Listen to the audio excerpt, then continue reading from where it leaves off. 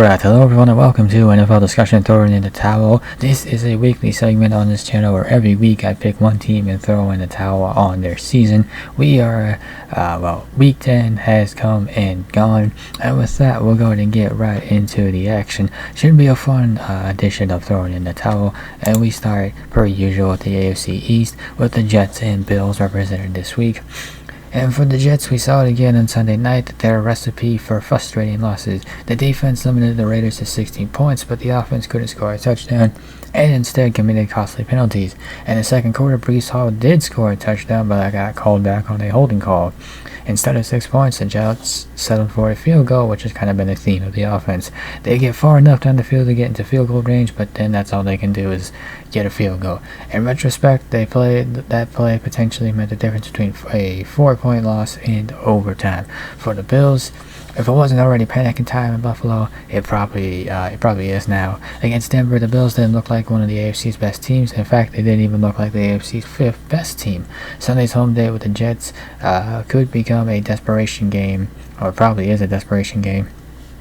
And the Bills still have road games against the Eagles, Chiefs, and Dolphins, and a home date with the Cowboys.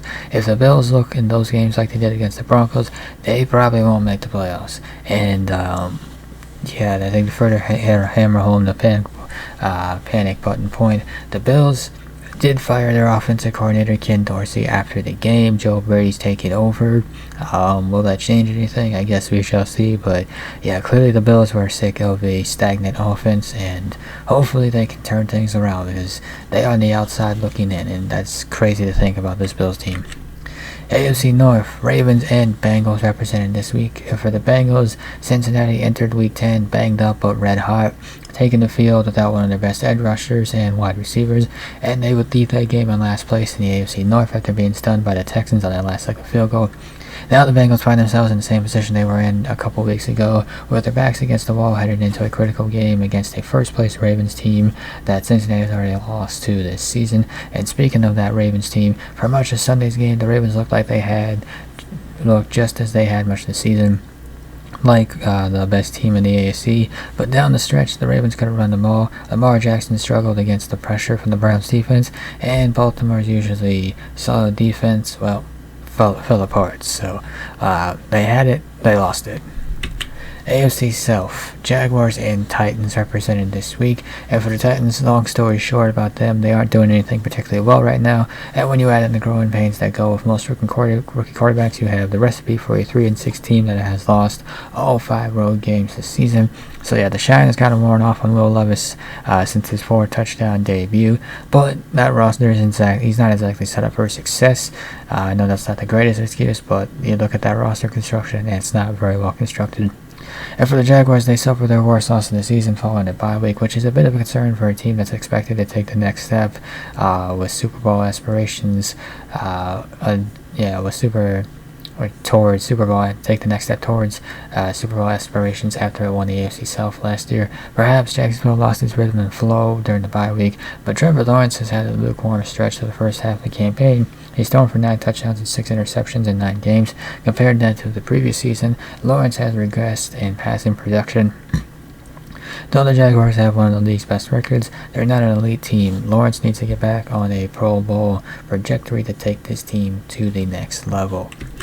AFC West, just the Chargers this week representing, and Brandon Staley's time as the Chargers head coach might be done. Not the first time this has been said, probably not the last time this is going to be said, and the reason why it gets said a lot is because the Chargers have underperformed during his tenure, especially on defense, his supposed specialty, and that certainly got blasted, that defense certainly underperformed, to say the very least, against that Lions offense. Staley's in-game decision-making can be puzzling at times, and at the end of the day, the Bolts have underperformed relative to the talent on the roster. So, depending on how the season goes, they're outside looking in at the playoffs, and should they miss the playoffs, I think it's all but a certainty that there's going to be a change coming for the Chargers. So the division representatives this week, we got a fatal 4-way with the Jets versus the Bengals versus the Titans versus the Chargers. Which of these 4 teams will be representing the AFC? Well, it's not the Bengals. it's the Titans, and that should be no surprise right there.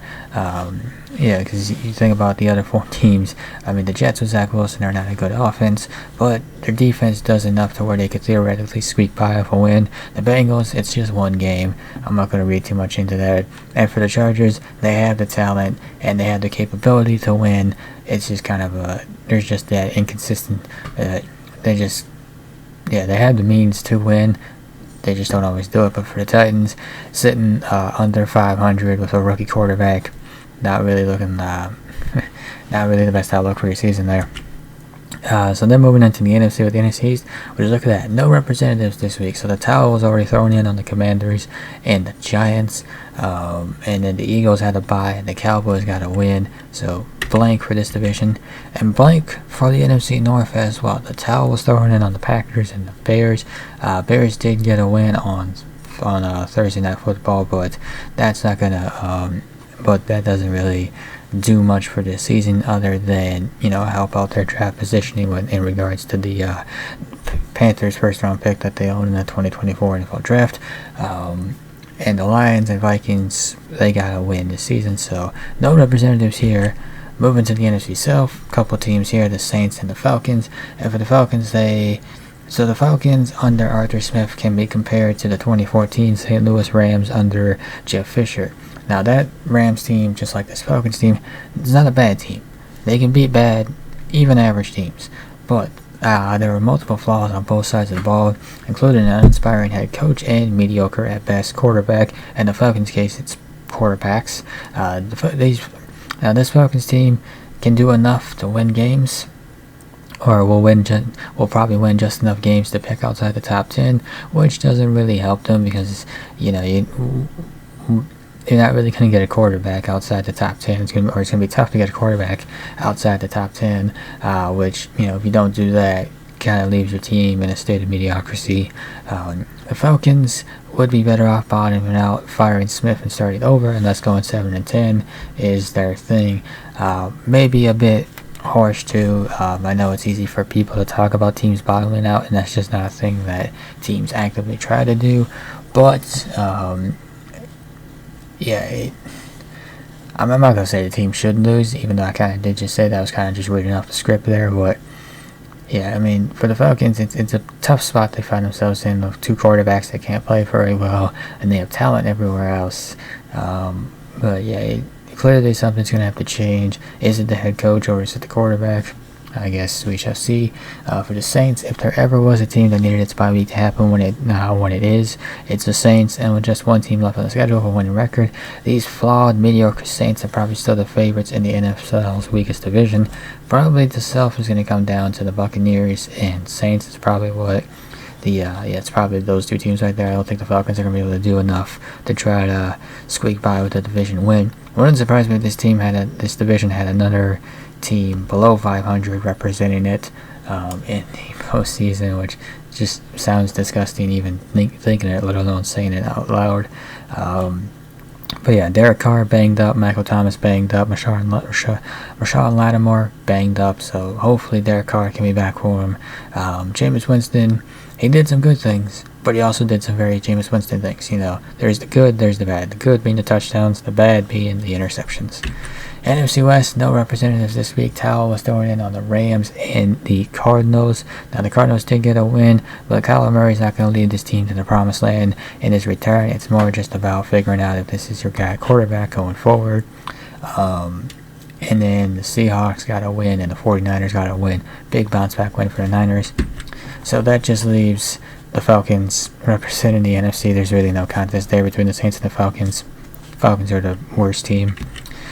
So by default, they're the representatives of the NFC. So just to do a quick recap, looking over these teams right here, the Raiders get another win over the Jets, and that makes them 2-0 under Antonio Pierce. Still not enough for me to consider rescinding my decision on throwing the towel on the Raiders, but I will definitely be monitoring this team. So the Super Bowl matchup for this week of throwing in the towel is the Titans versus the Falcons. And of those 2 teams, who is this week's team it's the Tennessee Titans. So look, I've been picking on the NFC quite a bit this season. Prior to the Titans, on this episode of Throwing in the Towel, I was only throwing in the towel on 2 AFC teams, as you just saw in the recap, the Patriots and the Raiders. But I can't really keep ignoring the AFC, and this week the Titans in particular stood out to me, so they get the call this week. Now what happens in the future with Tennessee, I think that can be determined at the conclusion of the season, depending on how Will Levis closes it out. If Will Levis, depending on how he plays out, Tennessee might be looking at a new quarterback. That's a possibility. I don't think head coach Mike Vrabel's going anywhere. And with that will conclude this episode of NFL Discussion Thrown in the Towel. If you enjoyed this episode, be sure to hit that like button down below.